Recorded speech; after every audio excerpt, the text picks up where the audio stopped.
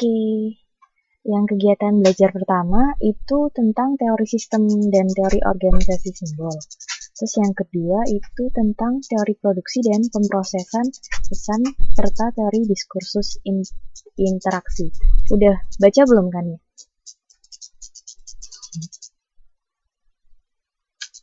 Kayak les privat ini kita.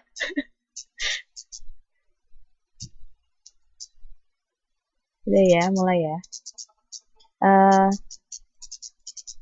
Kania tahu nggak konsep dasar sistem? Sistem tuh apa sih Kania?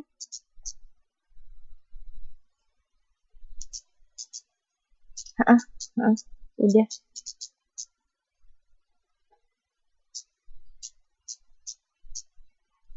Iya, yang kemarin settingannya salah kan. Jadinya nggak ke setting per 10 menit, tapi ke settingnya all duration. Jadi 2 jam itu akhirnya nggak kuat gitu. Jadi aku share PPT aja kemarin. Ini udah aku set kok, insya Allah. Oke, mulai ya. Sistem, Kania tahu nggak sistem apa? Ayo.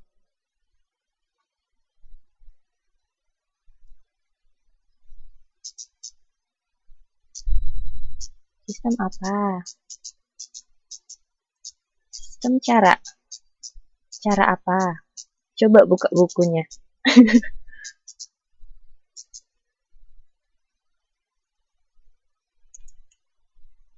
Buka ya. Halaman 2.7. Sistem adalah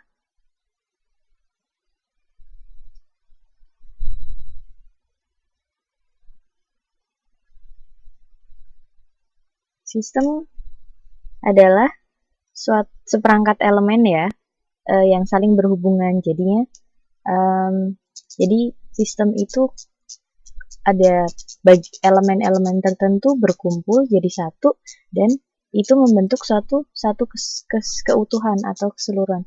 Ya, benar. Iya. Yes. Gitu ya. Dan sistem ini terdiri dari 3 hal. Elemen atau objek itu sendiri, misalnya nanti kita ini terus atribut-atribut atau kualitasnya, sama elemen juga terdiri dari suatu lingkungan. Jadi misalnya simpelnya adalah keluarga.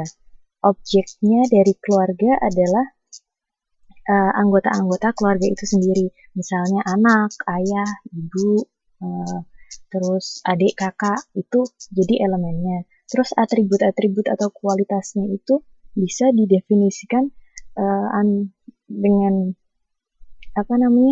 kayak gimana hubungan antara ayah dan anak, ataupun gimana sifat dari si anak atau si ayah atau si ibu, kayak gitu. Terus lingkungan sosial atau kultural yang membentuk anggota itu ya, anggota keluarga itu. Terus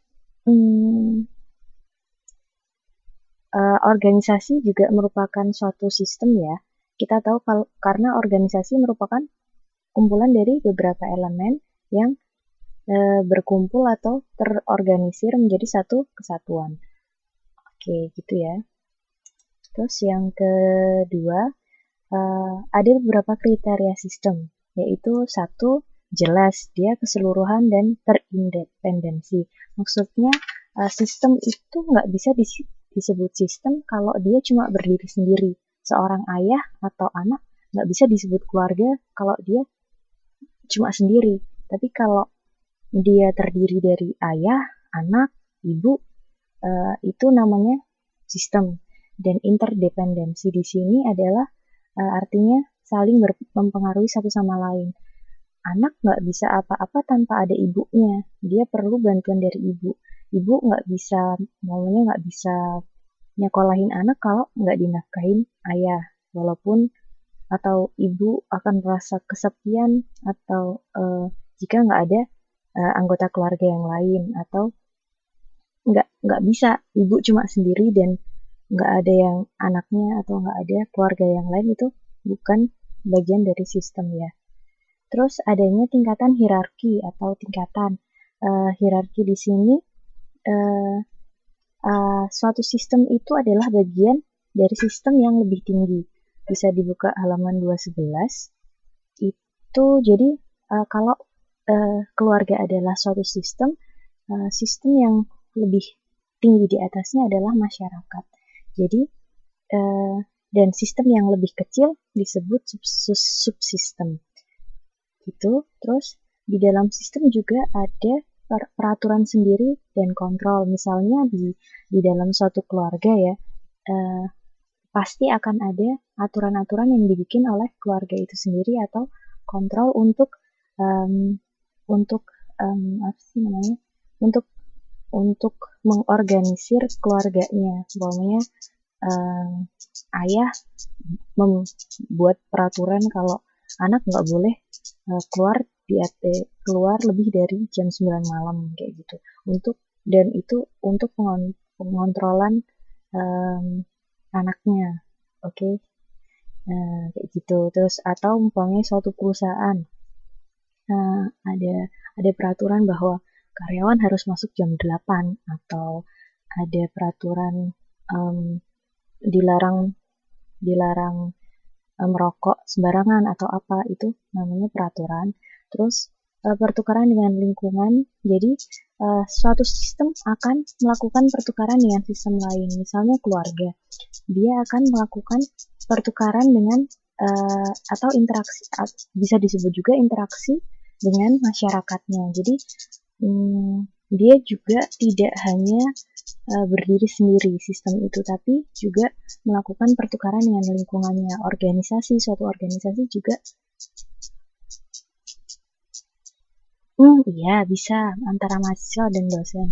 Iya benar. Jadi itu sistemnya kita bisa dibilang sistem kita adalah kuliah komunikasi pemasaran. Itu sistem kecil. Di atas sistem kita, suprasistem kita adalah ilmu komunikasi, jurusan perkuliahan ilmu komunikasi. Nanti di atasnya ilmu komunikasi ada lembaga yang namakan perkuliahan UT kayak gitu ya. Jadi kita antara saya sama Firma juga bisa dikatakan hierarki. Gitu. Sip, Firma keren. Terus perubahan dan adanya kemampuan beradaptasi. Jadi sistem juga perlu